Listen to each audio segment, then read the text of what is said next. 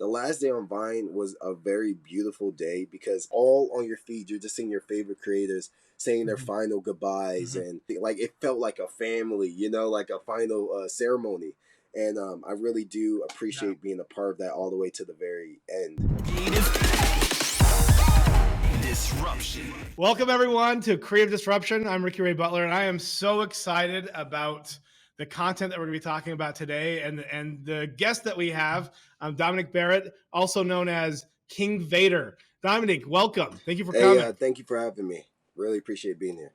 So, Dominique, you have a very unique story. Starting out on Vine, and I want to talk about all of that. But you're also one of the most creative like directors and creators that I know when it comes to storyline, when it comes to VFX. I mean, you're one of the pioneers of really bringing in the high quality storylines and Thank production you. quality. Um, how did it all start? Let's go to the very beginning. Like, what did you first start making content, and what happened? So, in the beginning, it definitely started very random and small scaled. It started with me, my older cousin, my younger brother. We're just in a room, in Maryland, and my older cousin, he asked me like, "Hey, I want you to be a part of my films." So I'm like, "All right, like sure, like why not?" I'm like 11 at the time, so I'm like, I have nothing else to do. Like let's see what happens. And we filmed Uh-huh. videos all summer, and then eventually I moved because like we were staying there at the moment, and then I moved to my own house, and then I realized like wow, the most fun I've ever had was like during the summer in this room making like home films like with my cousin, and like I had a blast, and I feel like that was like the moment where I found the thing that I truly fell in love with. And then like after that it was just like, all right, how can I do more, like what's next, and what was next happened to Mhm. be the app Vine.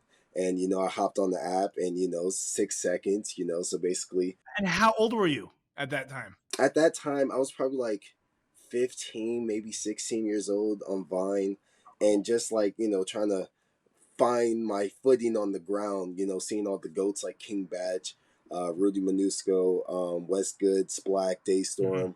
Daystorm. There's so many goats on Vine, but like, it was overwhelming because there's so much creativity and I didn't know where I fit in this world.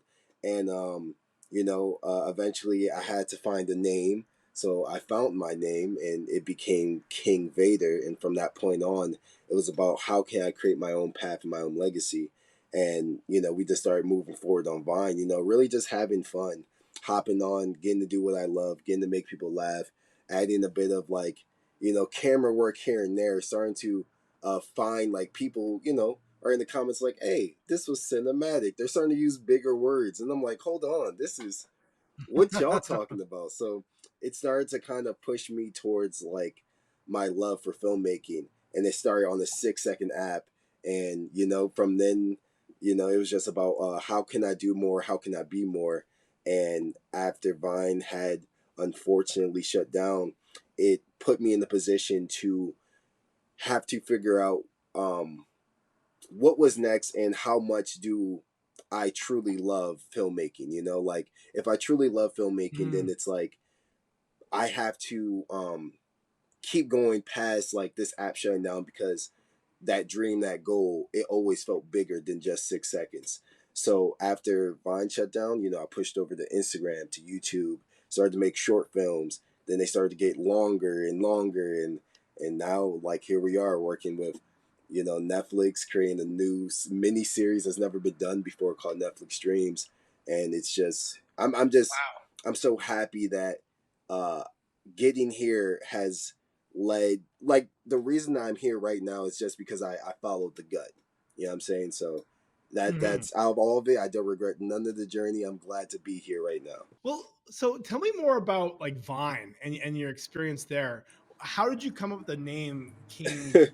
So the name actually it comes from inspiration, and it comes from my love of Star Wars. So when it came to Okay. Star Wars, Darth Vader, for some reason I gravitated towards this character. I was like, wow, like he's just so powerful, he's so dope, he's so like he's so strong, and there's just he was wise, he was smart, he was calculated, and I just really liked this character. So like back in high school, everyone had the coolest nicknames. And like, my thing Hmm. was like, how do you get a nickname to get started? Like, how do you get it to start rolling around the school and stuff? And Hmm. you know, I tried to just tell people, hey, call me Vader. And they're like, no, we're not calling you that. We're gonna call you your first. So this is Yeah, this before is Vine. This is like yeah, this junior is like high. before Vine. And I was trying to tell people to just call me Vader. They wouldn't do it. I hop on Vine, I get inspired because I see King Batch. King Batch is at the time Mhm. just he's going crazy. He's posting videos all the time. He's really leading this new generation of creators, and I was really inspired. Like, wow, he really is moving like a king, and I really appreciate like how he Yeah. carries himself. So I told myself if he Mhm. could be King Batch, then I could be King Vader. And from that point on, that's when I made the decision like, okay, it's time for me to not just be a viewer, but it's time for me to create. It's time for me to create. And yeah, and from that point on, it was just about creating my own legacy. Well, that's great. Well, King Batch is a Yeah, great person, to be inspired by. We worked with him a couple of times, collaborated with him, and just such a stand-up person, such a yeah, nice he's person. awesome. Right now, you have across the board around 8 million followers. The majority of that's on TikTok and YouTube. How big before Vine shut down? How how big did your So audience I grow? will never forget this. Vine shut down when I had 500,000 followers. Um, Honestly, at Mm. the time, I felt like I was on top of the world. I felt like I could not be stopped. I felt like this is it. And when Vine shut down, it was kind of like they didn't push our followers to the next app or tell everyone to go. You had to tell people, hey, this app is gone. All these numbers are gone.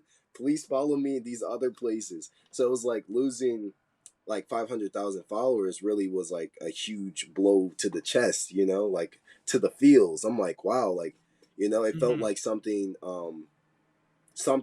that was new is now over, but really it was just the beginning, Mm. and that was the decision I had to make once the app actually finally closed out. It was a push, like it pushed me to new Mm. places. So yeah, it definitely was it was a bit traumatizing. Did Vine ever communicate with you or Twitter?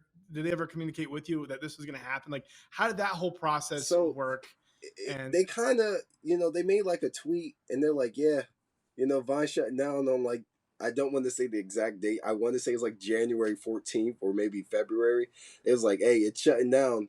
So, we Mhm. sorry, we apologize, we love y'all, but y'all gonna have to figure it out. And that's what happened. We had to figure it out.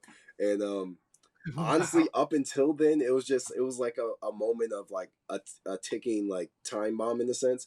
But like once we got to the final day, I will say the last day on Vine was a very beautiful day because so all on your feed you're just seeing your favorite creators saying their Mhm. final goodbyes, Mhm. and I love you Yeah. guys and thank you so much for everything. Like it felt like a family, like a final ceremony.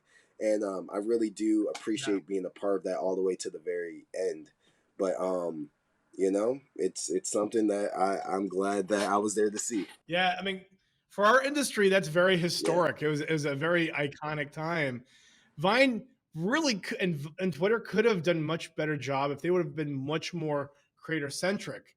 If they would have prioritized yeah, monetization, if they would have invested more in their algorithms, etc. Um, I think they could have and if they would have yeah, evolved, a lot of great things would have happened, and they could potentially be one of the staple yeah, platforms. It's very interesting to see what happened there, and there's a lot of yeah. misses. We'll see if Elon ends up taking over Twitter. We'll see if he brings Vine back. Hey, I feel like that man is he's ambitious enough to probably do something like that just to do it. So who knows? I like the content that you're creating with Netflix on the Netflix channel, where you're doing it's called Netflix Mm. streaming. You mentioned that earlier. Are there other projects that you're working on that we should know So, about? besides Netflix Dreams, I am working on a boatload of original projects that I'm keeping, under wraps for now. But my next big video that is dropping is going to be a Jujutsu Kaisen live action video. And Jujutsu Mm. Kaisen is probably, one of my favorite animes right now. And very action Mhm. packed, very funny, very intense, a lot of emotion, great art, all that, animation, everything. And going on YouTube, I've seen a couple live action like adaptations.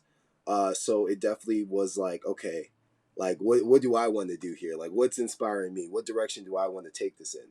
And yeah, I think we got a very interesting story, a lot of characters, a lot of cameos, and we will be premiering this at two places. One at Anime Expo July 2nd, and also at DreamCon on July 15th. So two conventions are going to be able to see this live, premiere in front of people. One of my favorite things on this entire planet is premiering videos, and it's an unreal feeling being able to showcase something in front of like your audience, or even people who've never seen Mm-hmm. you before, and just see how they react to like what you created. So yeah. Oh, that's awesome. Has Crunchyroll ever reached out? I've worked with Crunchyroll. I've worked with Crunchyroll and Funimation. I mean, now they're like one, so we all Mhm. family. So I definitely I once actually premiered at Funimation Con. They did like a live convention, and they Mhm. allowed me to premiere during their live convention, which was so awesome. I did a live action My Hero video, and it was such a surreal moment. Like I'm like, this is my content, like next to Funimation, and it's premiering here. So it was mind blowing, but also Crunchyroll Expo, so there's that too. So I mean, I've worked with both, Yeah. and I've got to premiere both. So I mean, I don't know, I'm just really happy that They should be funding your long form. They should be doing series with you on their I mean platform. I mean, that'd be such a good fit based on all the IRL videos you've done around I anime. mean, I definitely would be honored with the opportunity. As of now, we haven't spoke on anything like that, but me, I'm someone who I truly do love like the animes that I watch and get inspired by, and Mhm. that's why I continue to do it, whether it's with a company or if it's just me and my team. Like it's just something that it means something to me, and like I really just want to get this out to the world.